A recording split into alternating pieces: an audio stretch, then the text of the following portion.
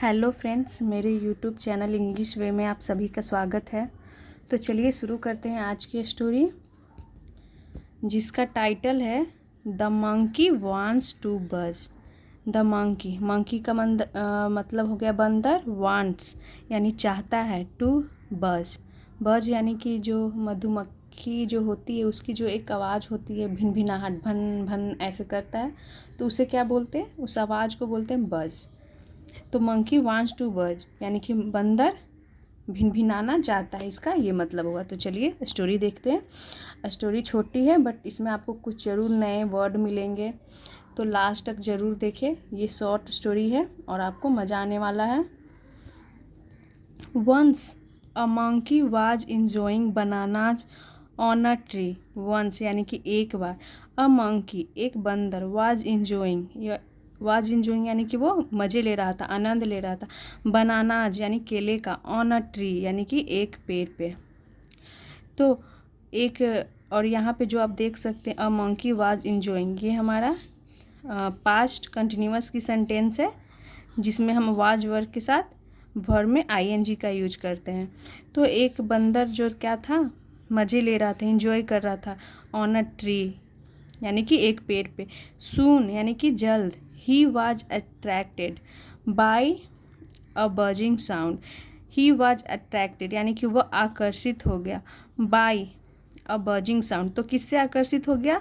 तो बाय अ buzzing sound. Buzzing यानी कि वही भिनभिनाने की आवाज़, साउंड यानी कि आवाज़, और बजिंग क्या हो गया? ये हमारा प्रेजेंट पार्टिसिपल हो गया, लेकिन काम कर रहा है ये एडजेक्टिव का, साउंड को डिस्क्राइब कर रहा है। कैसा साउंड? तो बजिंग साउंड यानी कि भिनभिनाने की आवाज़ से वो अट्रैक्टिव हो गया। कौन? मंकी।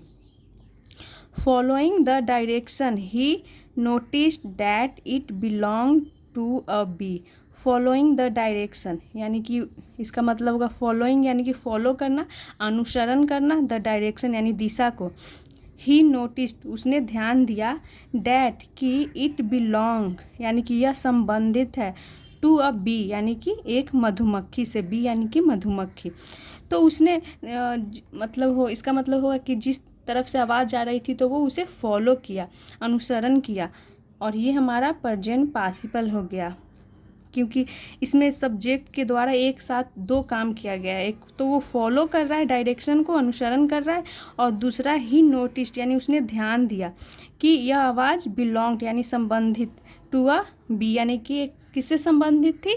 तो एक मधुमक्खी से, यानी कि ये आवाज़ जो थी एक मधुमक्खी की आवाज़ थी, भिनभिनाने की आवाज़ थी। आउट ऑफ क्यूरियोसिटी इसका मतलब हो गया कि जिज्ञासावश, या फिर बोल सकते हैं जिज्ञासा से। द मंकी आस्क्ड, मंकी ने पूछा, तो आस्क्ड की सेकेंड फॉर्म आस्क्ड हो गई। द बी यानी कि मधुमक्खी से मंकी क्या पूछा? You produce such a sweet buzzing sound. You produce यानी कि तुम उत्पन्न करती हो, सच यानी कि इतना, और स्वीट बजिंग साउंड यानी कि इतना मीठा, बजिंग साउंड यानी कि वही भिनभिनाने की आवाज़ तुम उत्पन्न करती हो। व्हाट्स द सीक्रेट, तो यहाँ पे व्हाट इज का ये कॉन्ट्रैक्शन है, व्हाट्स द सीक्रेट यानी कि इसका मतलब हो गया कि क्या रहस्य है, क्या राज है।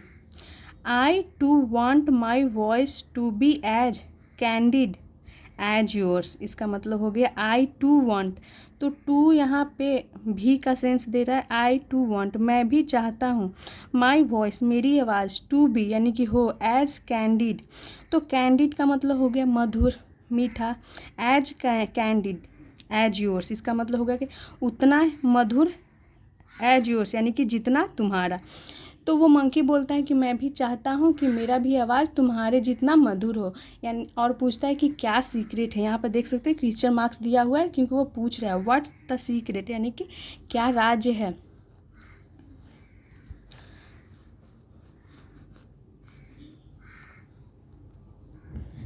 इनिशियली, तो इनिशियली का मतलब हो गया कि शुरुआत में, प्रारंभ में, जिस शुद्ध हिंदी में आप बोल सकते हैं प्रारंभ में।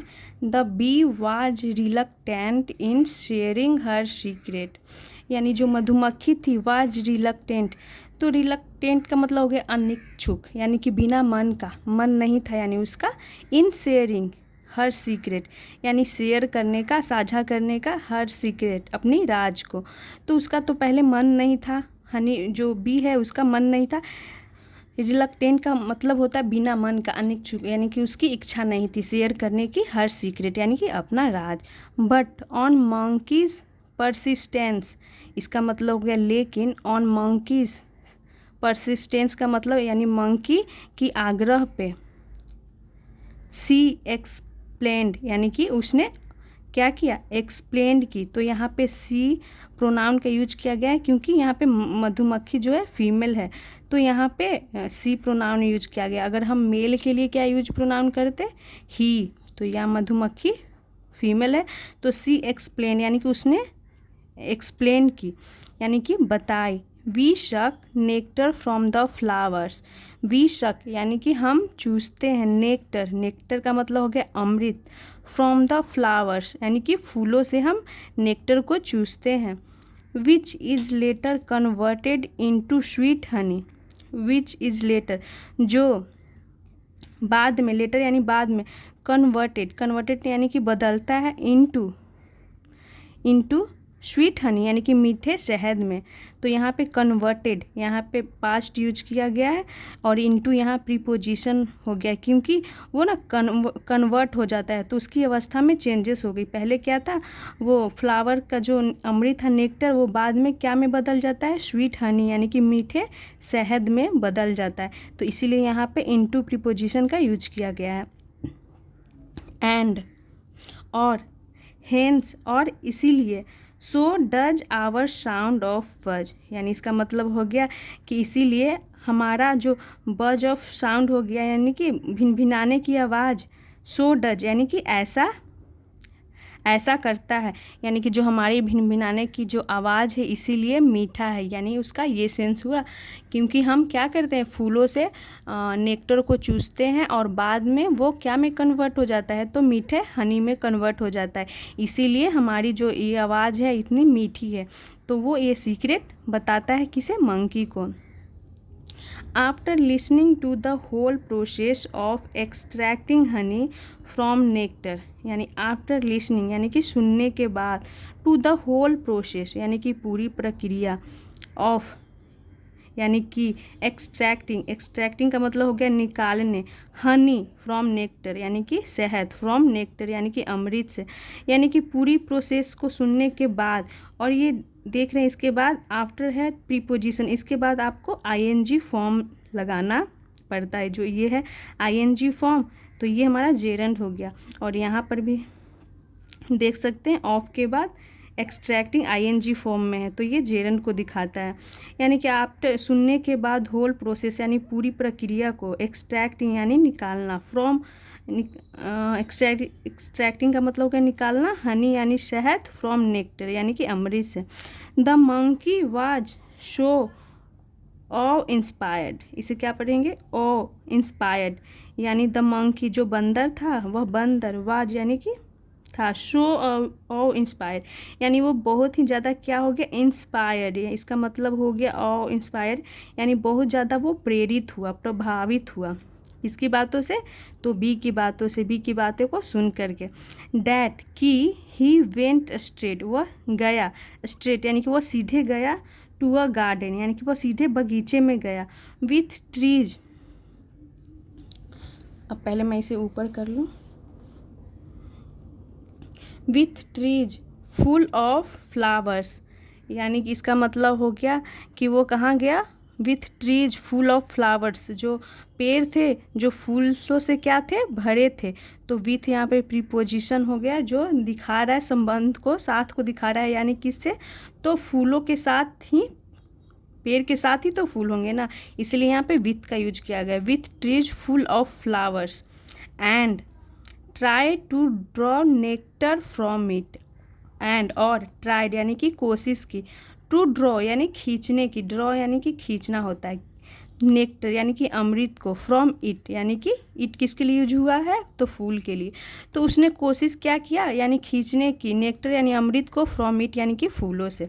और यहाँ पे टू के बाद जो वर्ब की बेस फॉर्म देख रहे हैं, तो यहाँ पे टू हमारा प्रीपोजिशन नहीं है, ये इन्फिनिटी को दिखा रहा है, इसके बाद ये वर्ब की बेस फॉर्म है, अगर ये प्रीपोजिशन होता तो उसके बाद जब हम एक्शन दिखाना होता है तो वो आईएनजी फॉर्म में होता है।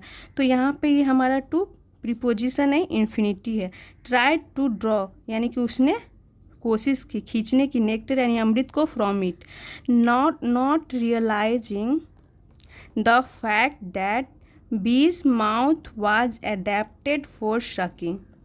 नॉट रियलाइजिंग इसका मतलब हो गया not realising the fact that यानी कि बिना रियलाइज किए समझे, द फैक्ट यानी तथ्य को, दैट की बीज माउथ यानी जो मधुमक्खी की मुंह होती है, वाज एडेप्टेड यानी कि क्या होती है, एडेप्टेड यानी कि अनुकूल, फॉर सकिंग यानी कि सकिंग यानी कि खींचने के लिए, चूसने के लिए। तो बिना इस बात को समझे, इस तथ्य को समझे, not realising the fact that का मतलब ये हो गया कि बिना बात को समझे, तथ्य को समझे कि मधुमक्खी का मुंह क्या होता है, अनुकूल होता है यानी कि उसके जैसा बना हुआ होता है कि ताकि वो फूलों से नेक्टर को चूस सके। तो बिना ये सोचे समझे यानी कि वो क्या करने लगा, बिना सोचे समझे, माउथ वाज एडेप्टेड यानी कि अनुकूल, फॉर सकिंग यानी खींचने के लिए, एंड हिज बिग माउथ और उसका बड़ा मुंह, वॉन्ट सॉल्व यानी कि, तो यहाँ पे विल नॉट का ये कॉन्ट्रैक्शन है, वॉन्ट सॉल्व यानी कि बिग माउथ यानी कि उसका बड़ा मुंह, वॉन्ट सॉल्व यानी कि नहीं सॉल्व करेगा, हल करेगा। द यहाँ देखते हैं, द पर्पस यानी कि उद्देश्य को, यानी जो उसका जो बड़ा मुंह है वो पर्पस उसको सॉल्व नहीं करेगा क्योंकि उसका तो बड़ा मुंह है, और बी का मुंह जो होता है मधुमक्खी का उस टाइप का वो बना हुआ होता है कि वो फूलों से रस को चूस सके। The foolish monkey kept on trying यानी जो फुलिश मंकी है, मूर्ख बंदर, और ये फुलिश क्या हो गया, एडजेक्टिव हो गया क्योंकि ये मंकी को डिस्क्राइब कर रहा है। कैसा मंकी, तो फुलिश मंकी, तो ये हमारा क्या हो गया, एडजेक्टिव। तो the foolish monkey kept on trying, kept on का मतलब हो गया कि वो जारी रखा, वो कोशिश करता रहा, और कीप की सेकेंड फॉर्म केप्ट हो गई, केप्ट ऑन ट्राइंग यानी कि वो जारी रखा, कोशिश करते रहा। द इंटायर डे, इंटायर का मतलब हो गया कि पूरे दिन, तो पूरे दिन कहीं कहीं पे आपको होल दिखेगा, होल का मतलब भी पूरा होता है, इंटायर का मतलब भी पूरा होता है। इंटायर डे यानी कि पूरे दिन, बट इन वेन लेकिन व्यर्थ, यानी हो गया कि वो पूरे दिन कोशिश करते रहा चूसने का, लेकिन सारा व्यर्थ हो गया, कोई फ़ायदा नहीं मिला। बाय इवनिंग यानी कि शाम तक, मंकी वाज सो फटिग्ड, फटिग्ड का मतलब हो गया कि बहुत क्या हो गया, थक गया, यानी कि शाम तक मंकी बहुत ही ज़्यादा सो यानी बहुत फटिग्ड यानी कि वो थक गया।